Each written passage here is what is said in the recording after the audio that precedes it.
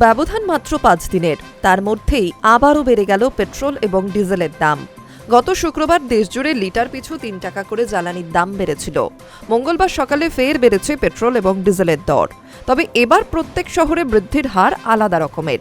সবচেয়ে বেশি বৃদ্ধি হচ্ছে কলকাতায়। চেন্নাই, দিল্লির থেকে অনেকটাই বেশি দাম বেড়েছে তিলোত্তমায়। মাত্র ৫ দিন আগে পেট্রোল ডিজেলের দাম বাড়ায় ইতিমধ্যেই মাথায় হাত আম জনতার। বাসের ভাড়া বাড়াতে চেয়ে সরকারকে চিঠি দিচ্ছে বাস চালকদের সংগঠন।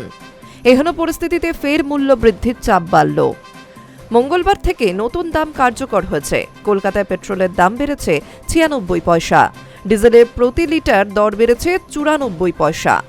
নতুন দর অনুযায়ী কলকাতায় পেট্রোলের লিটার পিছু দাম ১০৯.৭০ টাকা এবং ডিজেলের লিটার পিছু দাম ৯৬.০৭ টাকা। দিল্লিতে পেট্রোল ও ডিজেলের দাম যথাক্রমে ৮৭ পয়সা এবং ৯১ পয়সা বেড়েছে। চেন্নাই এই বৃদ্ধির হার ৮২ পয়সা এবং ৮৬ পয়সা। মুম্বাইয়ে পেট্রোলের দাম বেড়েছে ৯১ পয়সা এবং ডিজেলের প্রতি লিটার দর ৯৪ পয়সা বেড়েছে।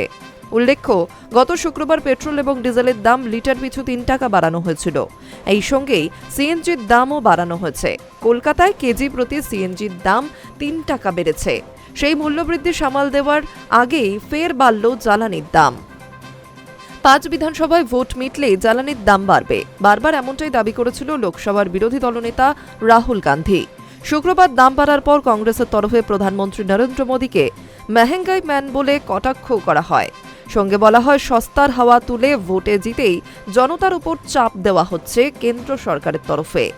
প্রসঙ্গত, ২০২২ সাল থেকে পেট্রোল এবং ডিজেলের দাম অপরিবর্তিত থেকেছে। তবে চলতি বছরের শুরুতে মধ্যপ্রাচ্যে যুদ্ধ শুরু হওয়ার পর থেকেই আশঙ্কা ছিল জ্বালানির দাম বাড়বে।